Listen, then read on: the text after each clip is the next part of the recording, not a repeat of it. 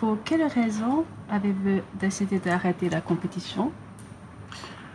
Alors, la décision d'arrêter la compétition a été faite en 2010, après les Jeux Olympiques de Vancouver, parce que j'avais plus ou moins bouclé la boucle de ce que je voulais faire en tant que compétiteur.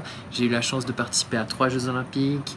Je me rappelle plus exactement combien de championnats d'Europe et combien de championnats du monde, mais pratiquement 10 ans depuis 2002 jusqu'en 2010 dans le circuit international. Et puis je voulais passer à autre chose, je voulais pouvoir m'exprimer sur la glace d'une autre manière. J'avais vraiment l'envie de faire des spectacles, de me produire en tant que patineur professionnel. Et du coup, en 2010, après les Jeux Olympiques, j'avais pris cette décision de passer au patinage professionnel. La première fois que j'ai annoncé mon retrait de la compétition en 2008, c'était pour des raisons de santé. Et j'avais une blessure récurrente à l'adducteur gauche qui ne me permettait pas de m'entraîner à 100%. Et dans des conditions comme ça, je n'imaginais pas pouvoir faire de la compétition, parce qu'à la compète, on doit être à 100% de ses capacités. Et si on ne peut pas s'entraîner avec toutes ses capacités, c'est très difficile d'envisager des objectifs. Donc dans un premier temps, je m'étais retiré de la compétition. Dans un deuxième temps, j'avais continué quand même à faire des spectacles après une longue pause. Mais dans ces spectacles-là, j'étais toujours pas physiquement prêt pour pousser mes limites. J'ai eu la chance de rencontrer une physio qui a su gérer en fait ma santé et ma blessure. Et du coup, avec le temps et avec beaucoup de travail, j'ai pu retrouver en fait la santé, j'ai pu récupérer de ma blessure. Et c'est après justement cette période-là que j'ai décidé revenir, parce que j'avais de nouveau les capacités de m'entraîner, j'avais plus de douleur et j'avais la possibilité de fixer des objectifs et puis de pouvoir les travailler, dont les Jeux Olympiques de Vancouver.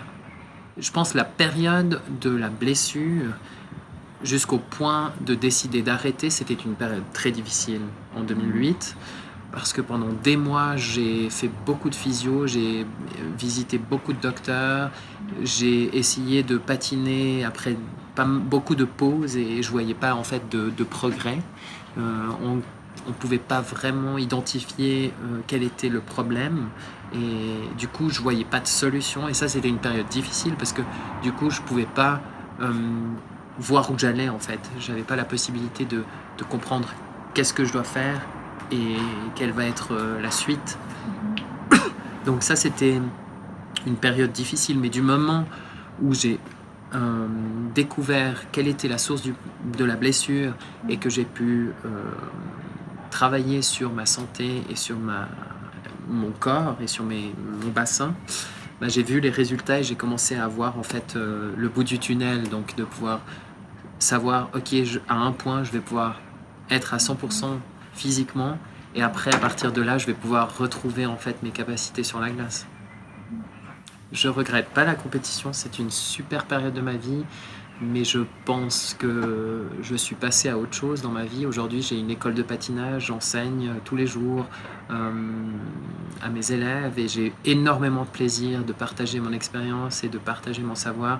Et j'ai encore beaucoup de choses à apprendre, mais je pense que je suis vraiment dans un nouveau chapitre de ma vie.